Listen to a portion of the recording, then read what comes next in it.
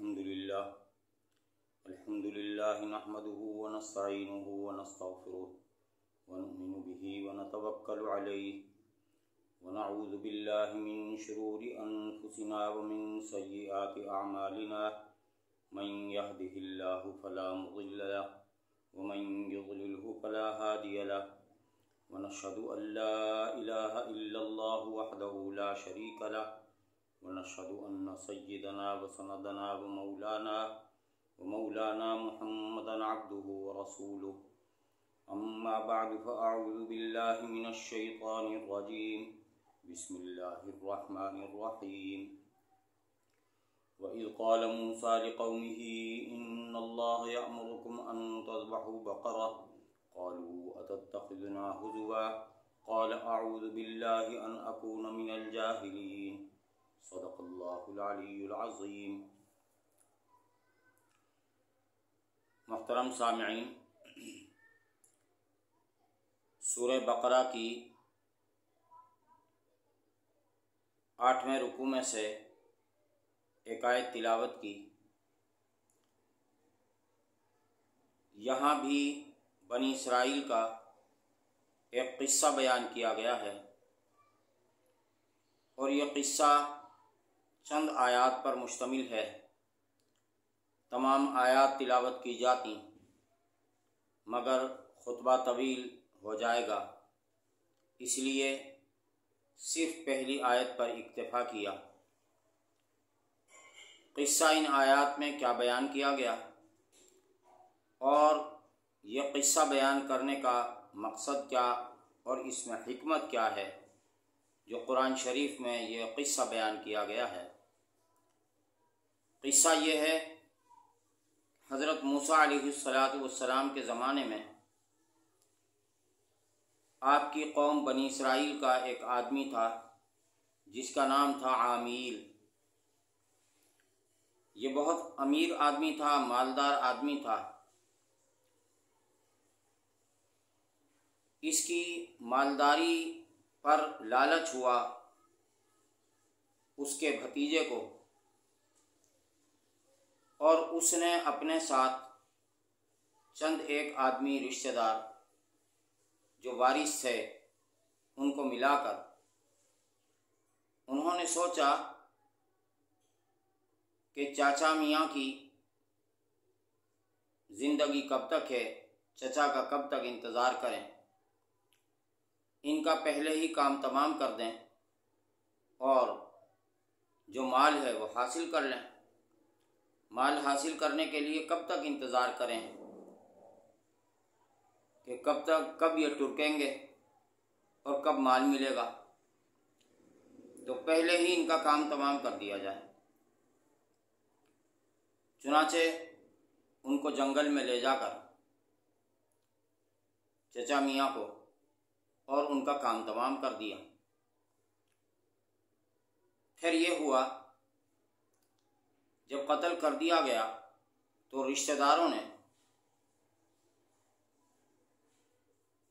شور مچایا، اور ان رشتہ داروں میں یہ بھی شامل ہو گئے جو قاتل تھے کہ ان کے قاتل کون ہیں، ان کے قاتل کون ہیں، ان کے قاتل کون ہیں۔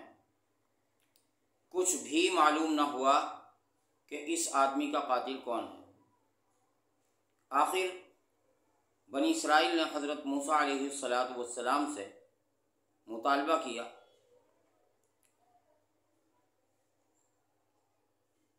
کہ موسیٰ علیہ السلام، اے ہمارے نبی پیغمبر، اس مقتول کے قاتلوں کا معلوم نہیں ہو رہا، کوئی اس کا حل نکالیے۔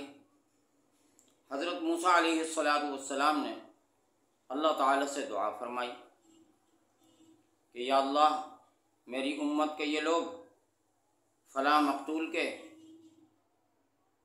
قاتل کا پتہ کرنا چاہتے ہیں۔ اللہ تعالی نے فرمایا کہ ان سے کہو کہ ایک گائے ذبح کریں اور اس گائے کا ایک حصہ گوشت کا وہ مقتول کے جسم سے لگائیں، اور وہ زندہ ہوگا اور وہ بتا دے گا۔ یہاں ضمناً عرض کر دوں لوگ اولیاء اللہ کو عالم الغیب کہتے ہیں، جبکہ حضرت موسیٰ علیہ السلام نے بذریعہ وحی ان کو بتایا۔ جب نبی عالم الغیب نہیں ہو سکتے تو اولیاء اللہ کیسے ہو سکتے ہیں؟ ہاں، الہام کا انکار نہیں، کرامات کا انکار نہیں، کرامات کا ظہور اولیاء کرام سے ہوتا ہے، الہام اولیاء اللہ کو ہوتا ہے، لیکن ان الہامات کی بنیاد پر ان کو عالم الغیب ثابت کرنا یہ گمراہی ہے۔ تو حضرت موسیٰ علیہ السلام نے اپنی قوم کے لوگوں کو بتایا کہ اللہ تعالیٰ کا یہ حکم ہے۔ وَإِذْ قَالَ مُوسَىٰ لِقَوْمِهِ، اور اس وقت کو یاد کرو جب موسیٰ علیہ السلام نے اپنی قوم سے فرمایا، ان اللہ یأمرکم، بے شک اللہ تم کو حکم دیتا ہے، ان تذبحوا بقرہ، کہ ذبح کرو ایک گائے۔ قالوا اتتخذنا ہزوا، تو وہ کہنے لگے کیا آپ ہم سے مذاق کر رہے ہیں؟ قال اعوذ باللہ ان اکون من الجاہلین، تو وہ کہنے لگے حضرت موسیٰ علیہ السلام، میں اللہ کا نبی ہوں، میں کیوں ایسا مذاق تمہارے ساتھ کروں گا دین کے معاملے میں دین کے معاملے میں مذاق نہیں کرتا، اور پیغمبر کی شان کے لائق نہیں ہے کہ دین کے معاملے میں مذاق کرے، اور پیغمبر کی عظمت کے لائق نہیں ہے کہ وہ اپنی قوم کے لوگوں سے، اپنی امت سے ہنسی مذاق کرے۔ اگر میں ایسا ہوں انا اکون من الجاہلین، تو میں تو جاہلوں میں سے ہوں گا، ناواقفوں میں سے ہوں گا۔ سب سے زیادہ معرفت انبیاء علیہ السلام کو حاصل ہوتی ہے۔ عارف باللہ سب سے بڑے انبیاء علیہ السلام ہوتے ہیں۔ تو یہ کیسے ہو سکتا ہے کہ ایک عارف باللہ اللہ کے معاملے میں، دین کے معاملے میں قوم سے مذاق کرے؟ ایسا نہیں ہے، اللہ تعالیٰ کا حکم اسی طرح ہے۔ جب حضرت موسیٰ علیہ السلام نے ان کو تسلی دلائی کہ یہ ہنسی مذاق نہیں ہے بلکہ حقیقت ہے، اور اسی طرح تمہیں کرنا ہے، تب مقتول کے قاتل کا پتہ چلے گا، تو انہوں نے پھر طرح طرح کے سوالات شروع کر دیے۔ اب وہ کہتے ہیں کہ ذرا اس کی حقیقت بتائیے، وہ گائے کیسی ہو؟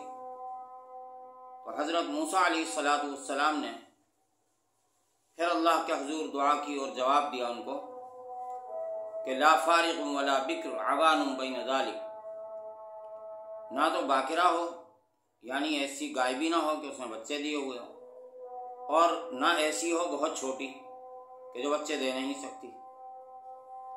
عوان بین ذلک، بس اس کے درمیان ہو، ففعلوا ما تؤمرون، بس تمہیں جو حکم ہے، حکم دیا گیا ہے تمہیں، تم وہ اب کر گزرو۔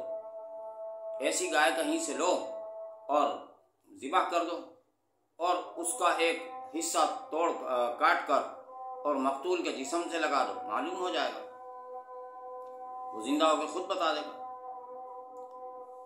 تو ابھی وہ مطمئن نہیں ہوئے، پھر سوال کرتے ہیں حضرت موسیٰ علیہ السلام سے کہ قالوا ادع لنا ربک یبین لنا ما لونھا، اب اس کا رنگ بھی بتا دیجئے کہ اس کا رنگ کیسا ہو، اپنے رب سے دعا کر کر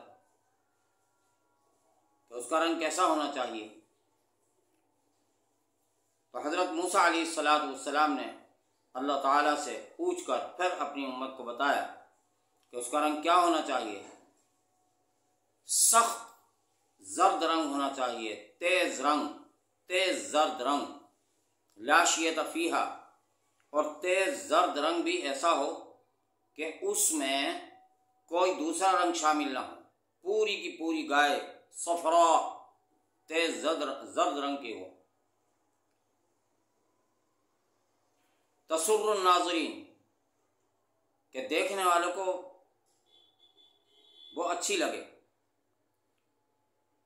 ان کی آنکھوں کو بھائے، اور زرد رنگ کی گائے اچھی معلوم ہوتی ہے، اچھی لگتی ہے۔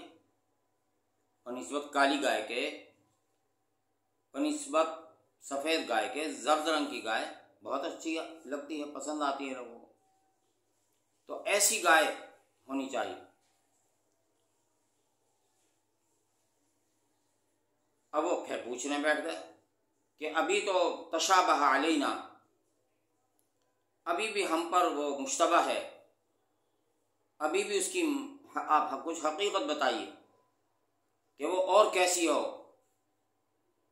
تو حضرت موسیٰ علیہ السلام نے اللہ تعالیٰ سے دعا کر کے پھر ان کو بتایا،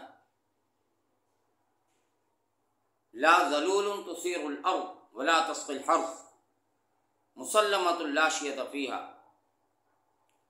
فرمایا کہ وہ ایسی کام کرنے والی نہ ہو کہ جو زمین کو جوتتی ہو، کھیتوں کو پانی دیتی ہو، ایسی نہیں ہونی چاہیے، لہذا ایسی گائے کا انتظام کرو۔ اب انہوں نے آخر پھر کیا کیا، خود ہی شرائط رکھی کہ اب بتائیے، اب اس کا رنگ بتائیے، اب اس کی کیفیت بتائیے، اب اس کی حالت بتائیے، اب اس کی قسم بتائیے۔ جب سوالات کرتے رہے تو شرائط بھی بڑھتی رہیں۔ حدیث شریف میں آتا ہے کہ اگر وہ جب پہلا حکم آیا تھا، مفہوم ہے یہ حدیث کا کہ جب پہلا حکم آیا تھا اگر وہ اسی وقت اسی طرح ذبح کر دیتے تو وہی ذبح کر دیتے، ضرورت ہی نہ ہوتی ان کو اتنی شرائط کے ساتھ گائے تلاش کرنے کی۔ اور یہاں ایک بات اور بھی عرض کروں، قرآن شریف میں فرمایا یا ایھا الذین آمنوا لا تسألوا عن اشیاء ان تبد لکم تسؤکم، اے ایمان والو مت سوال کرو چیزوں کے بارے میں کہ اگر ظاہر کر دی جائیں تمہارے لیے تو تمہیں بری لگے۔ یعنی ان ایمان والوں سے صحابہ کرام مراد ہیں، صحابہ کرام مراد ہیں کہ زیادہ سوالات مت کیا کرو، مطلب جو حکم آ جائے بس اس حکم پر عمل کر لو، زیادہ کھوج کرید نہ کرو، کھوج کرید کرو گے حکم الہی آئے گا اور پھر اس میں تمہارے لیے ہی مشکلات پیدا ہوں گی۔ لہذا سر تسلیم خم کر دو، جو اللہ کے رسول کا حکم ہو اسے پورا کر دو، بس عمل کرتے جاؤ۔ یہاں ضمناً یہ بھی بتا دوں، بعض لوگوں کو عمل کی پرواہ نہیں ہوتی، مولوی صاحب کو دیکھ کر سوالات کی بوچھاڑ کر دیتے ہیں کہ اگر یوں ہو، اگر یوں ہو، اگر ایسا ہو، اگر ویسا ہو۔ میرے بھائیوں، آپ کے ساتھ جو مسئلہ آپ کو درپیش ہے آپ صرف وہ مسئلہ دریافت کریں عالم سے، بس اس کا جواب مل جائے تو پھر آپ اس پر عمل کریں، آپ کو کھوج کرید کرنے کی ضرورت نہیں ہے۔ بعض لوگ دو قسم کے ہوتے ہیں، بعض تو وہ ہوتے ہیں جن کو عادت ہوتی ہے مولوی صاحب کی علمیت کا اندازہ کرنے کی، بعض وہ ہوتے ہیں جو یوں سوال کرتے ہیں کہ جو بھی عالم ملے ان سے سوال کر لیا، دیکھیں یہ عالم کیا جواب دیتے ہیں، انہوں نے تو یہ جواب دیا تھا، جواب پہلے سے ذہن میں ہوتا ہے، تو اس طرح کے امتحانات میں نہیں ڈالنا چاہیے۔ عالم کا کوئی نقصان نہیں ہے، مفتی کا کوئی نقصان نہیں ہے، نقصان آپ کا اپنا ہے کہ آپ کسی سے کا بلا وجہ امتحان لے رہے ہیں۔ تو لا تسألوا عن اشیاء ان تبد لکم تسؤکم، بچیے اس چیز سے۔ تو دیکھیے انہوں نے سوالات کیے تو جواب کیسے کیسے آئے، آخر ان کو تلاش کرنے میں بہت وقت لگا اور ان کو ایک آدمی ایسا ملا کہ جس کے پاس ان تمام شرائط پر پوری اترنے والی گائے موجود تھی، اور وہ آدمی اپنی ماں کا فرمانبردار تھا۔ اس سے انہوں نے کہا ہمیں تو تمہاری ہی گائے چاہیے۔ اس نے بھی بڑی بھاری رقم رکھی، مجبور تھے بھاری رقم ادا کرنے پر، نتیجہ یہ کیوں نکلا، سوالات کرنے پر، نتیجہ سوالات کرنے پہ نکلا ہے۔ نہ سوالات اتنے کرتے نہ اتنی بھاری رقم ادا کرنی پڑتی، آخر بھاری رقم دی اور وہ گائے انہوں نے اس سے لی اور اس کے بھی بارے کے نہارے ہو گئے کہ اپنی ماں کی خدمت کرنے کے نتیجے میں اللہ نے اس کے لیے دولت کے انبار لگا دیے۔ آخر فذبحوها وما كادوا يفعلون، آخر ذبح کر ہی دیا انہوں نے اس کو، لیکن وہ کرنے والے تھے نہیں۔ جیسے حیل حجت والے وہ لوگ تھے بنی اسرائیل، یہودی تو بعد میں ہوئے، اس وقت بنی اسرائیل تھے۔ اب یہاں یہ قصہ سورہ بقرہ کا ہے۔ سورہ بقرہ کو بقرہ کہا جاتا ہے، بقرہ مانے گائے۔ یہ قصہ یہاں پر بیان کیا گیا ہے، یعنی اس قصے میں جو بقرہ گائے کا قصہ ہے، اسی نسبت سے اس سورت کا نام بھی ہے۔ اللہ تعالیٰ اس کی حکمتیں جانے، لیکن بعض مفسرین نے لکھا ہے کہ یہاں دو باتیں بتانا مقصد ہے۔ ایک تو یہ کذالک یحیی اللہ الموتى ویریکم آیاتہ، کہ اللہ تعالیٰ قیامت کے دن مردوں کو زندہ اسی طرح کرے گا جس طرح اس عامیل نامی مردے کو زندہ کیا، کہ جب انہوں نے وہ گائے ذبح کی، اس کا گائے کا ٹکڑا عامیل پہ لگایا، عامیل زندہ ہوا، اور اس نے زندہ ہوتے ہی اپنے قاتلوں کا نام بتایا، جو قاتل اس کے اپنے بھتیجے تھے، اور فوراً ہی اس کا دوبارہ انتقال ہو گیا۔ اللہ تعالیٰ نے فرمایا اس واقعے کی حکمت میں کہ ایسا کیوں ہوا، کذالک یحیی اللہ الموتى، سن لو اللہ اس طرح مردوں کو زندہ قیامت کے دن کرے گا۔ جب قیامت کا سور پھونکا جائے سب زندہ ہوں گے۔ اللہ کو قدرت ہے، اپنی قدرت کا اظہار فرمایا ہے۔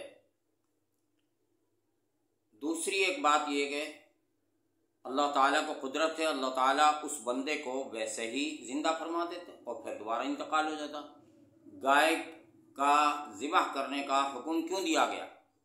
مفسرین نے لکھا وجہ اس کی یہ ہے کہ یہ لوگ بنی اسرائیل جب فرعون کی سلطنت میں رہتے تھے، اور اس وقت وہ چونکہ گائے کے پجاری تھے، ان پر بھی اثرات آ گئے تھے گائے کی تعظیم کے، تو ان کے دلوں میں اگرچہ یہ حضرت موسیٰ علیہ السلام پر ایمان لے آئے تھے، مگر ابھی کچھ کسر باقی تھی گائے کی تعظیم کی، اس لیے اللہ تعالیٰ نے خاص طور سے گائے کے ذبح کرنے کا حکم فرمایا، تاکہ جو تعظیم ان کے دل میں ہے وہ ختم ہو، کہ ایک ایسی چیز جس کی تم تعظیم کرتے ہو بحیثیت معبود کے، تو وہ معبود ہونے کے لائق نہیں ہے۔ اگر تھوڑا سا ہم آج کے دور کے دیکھیں تو گائے کی آج بھی پوجا ہوتی ہے۔ بہرحال یہ حکمت تھی گائے کو ذبح کروانے میں، اور یہ ثابت کرنا تھا کہ قیامت کے دن اللہ جل جلالہ اسی طرح اپنے بندوں کو زندہ فرمائیں گے۔ یہ واقعات جتنے قرآن شریف میں بیان کیے جاتے ہیں، حکمت کے تحت بیان کیے جاتے ہیں، ان میں کوئی نہ کوئی سبق ہوتا ہے۔ تو یہاں یہ عقیدے کی درستگی ہے کہ عقیدہ اپنا یہ پختہ کر لو کہ ایک دن زندہ ہونا ہے۔ اللہ تعالیٰ نے فرمایا هل اتى على الانسان حين من الدهر لم يكن شيئا مذكورا، یہ بتا دے آدمی جو زندہ آدمی ہے، جو یہ کہتا ہے کہ ہم، یعنی مشرک جو کہا کرتے تھے کہ ہم مر کر مٹی ہو جائیں گے تو پھر کس طرح دوبارہ زندہ ہوں گے؟ اللہ تعالیٰ نے فرمایا کیا وقت نہیں آیا تھا انسان پر ایسا کہ جب اس کا کوئی ذکر نہیں تھا، وجود ہی نہیں تھا؟ جس رب نے تمہیں عدم سے وجود بخشا ہے، وہ رب تمہیں موت کے بعد دوبارہ بھی زندہ کر سکتا ہے۔ اور دوستو، جب دوبارہ زندہ ہوں گے، جب قیامت آئے گی، لیکن ہر ایک آدمی کے مرنے کے بعد اس کی تو قیامت شروع ہو ہی جاتی ہے، کیونکہ معاملہ پھر آخرت کا شروع ہو جاتا ہے، جزا سزا کا، قبر کا، عذاب کا، ثواب کا۔ من مات فقد قامت قیامت، بس جو مر گیا تو اس کی قیامت قائم ہو گئی۔ اس لیے مرنے کا کوئی پتہ نہیں ہے، کون آدمی کب اس کی زندگی کا معاملہ پورا ہو جائے اور وہ یہاں سے رخصت ہو جائے۔ اس لیے اپنے اس آخرت کی، اس قبر کی فکر کرنی چاہیے۔ اللہ تعالیٰ نے فرمایا کہ ایمان والو اللہ سے ڈرو، اور دیکھ لے ہر ایک آدمی کہ اس نے کل کے لیے کیا تیاری کی ہے، تو ہر آدمی اپنی زندگی کے بعد کی زندگی کو کل کی زندگی سمجھے۔ اللہ پاک ہم سب کو سمجھ عطا فرمائے۔ وآخر دعوانا الحمدللہ۔